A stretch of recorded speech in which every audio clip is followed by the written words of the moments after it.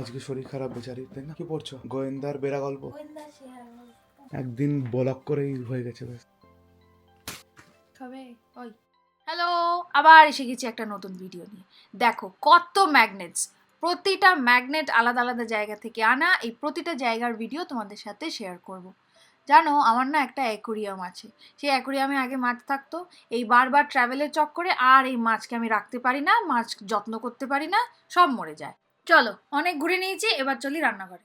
আজকে কাটছি বাঁধাকপির সাইজটা একটু দেখিনি, কারণ বাঁধাকপি কাটা হয়ে গেলে তো আর সাইজটা দেখাতে পারবো না। এইরকম বাঁধাকপি মোস্টলি চাইনিজ মার্কেটে এই ধরনের বাঁধাকপি পাওয়া যায়। এটা খুবই ছোট একটা সাইজ, যদিও আমি হাফ কেটে ফেলেছি, যেটা কিনা রান্না করা খুব ইজি, কাটা খুব ইজি, দেখতে একটা লেটুস পাতার মতো। And one of the most important thing, আরেকটা জিনিস দেখিয়ে দিই। এই যে আমার মায়ের সাথে বসে বসে গল্প করি আর আমি সবজি কাটি। আমার মা ইন্ডিয়ায় থাকে, এই সময়টা মায়েদের রাত।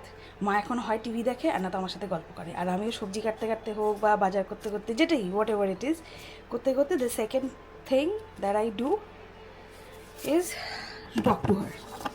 আমাদের একটা ছোট বিজনেসও আছে, একটা ছোট্ট বুটিক আছে আমাদের, হোম বেসড বুটিক।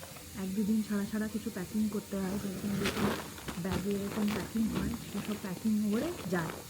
অন্য কোনো দিন আমরা আবার দেখাবো যে কীরকম কী ব্যবসা বা বুটিকটা কীরকম।